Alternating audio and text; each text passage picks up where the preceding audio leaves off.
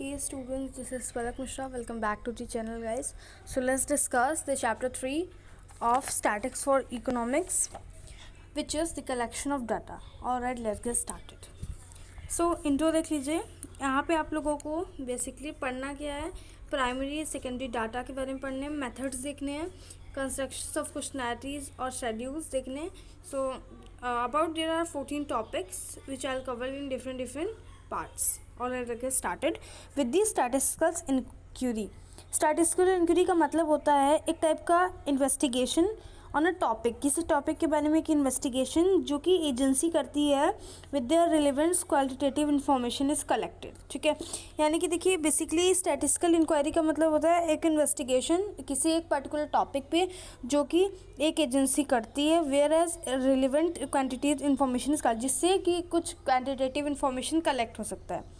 Thus, the statistical inquiry implies search of truth, right. यानी कि जो स्टैटिस्टिकल इंक्वायरी होती है वो ट्रुथ की सर्च में with the aid of statistical method of collection, compilation, analysis and interpretation.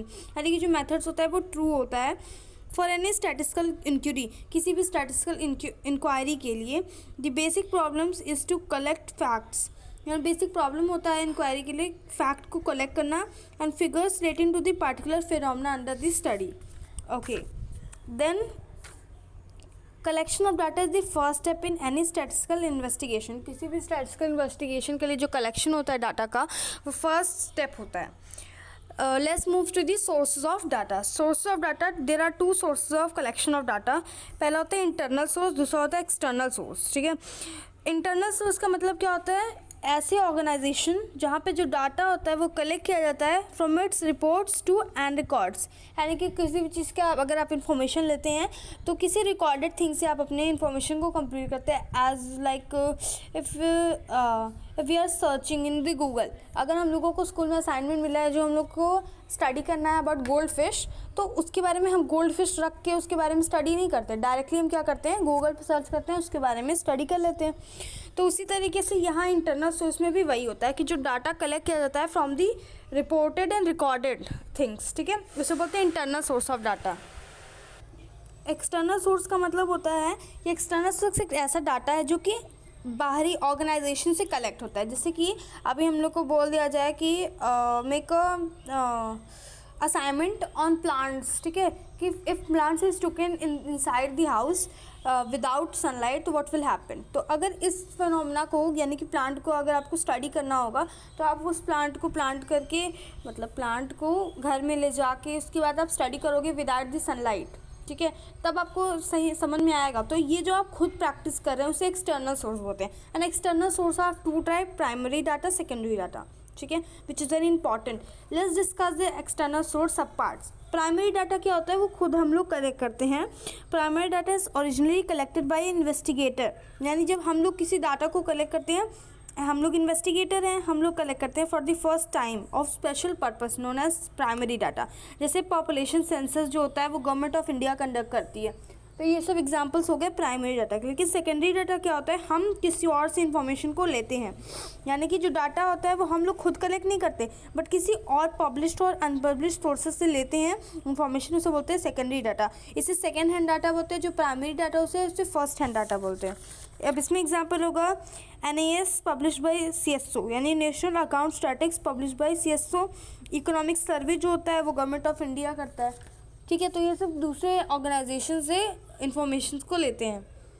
ठीक है, different. Let's discuss the difference between primary and secondary data and after that all the parts, part 2 will come soon, you will see it. Okay, I will post down as fast I can.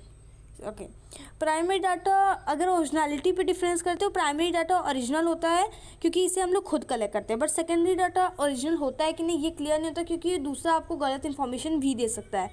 Primary data जो collect किया जाता है कुछ agencies या फिर persons के through with the help of method of data. And secondary data जो होता है वो ऑलरेडी कलेक्टेड रहता है. ठीक है, दूसरा पर्सन से कलेक्ट करके रखा रहता है.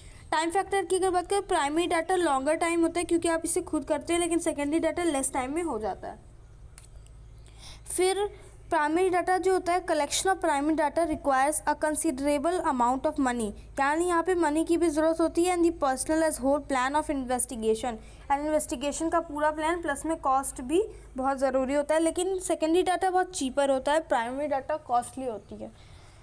फिर सेकेंडरी प्राइमरी डाटा जो होता है बहुत ज़्यादा रिलायबल होता है, सूटेबल होता है to inquiry as investigator himself collected, ठीक है। यानी कि जो सेकेंडरी डाटा होता है वो लेस रिलायबल होता है एंड लेस सूटेबल भी होता है। प्रिकॉशंस की अगर देखें तो there is no need for precautions, primary data में कोई प्रिकॉशंस की ज़रूरत नहीं होती, बट सेकेंडरी डाटा में प्रिकॉशंस की ज़रूरत होती है। जैसे कि कोई और इन्फॉर्मेशन को ले रहा है तो it should be trustworthy, right. अब क्या होगा, collected primary data collection of primary data requires elaborate organisation setup, यानी जो प्राइमरी डाटा की ऑर्गेनाइजेशन को एक इलेबोरेट ऑर्गेनाइजेशन चाहिए होती है, बट सेकेंडरी डाटा के लिए कोई भी ऑर्गेनाइजेशनल सेटअप नहीं चाहिए होता है। So guys, this video is completed. In the next part I will be cover the methods of collecting primary data, so stay tuned.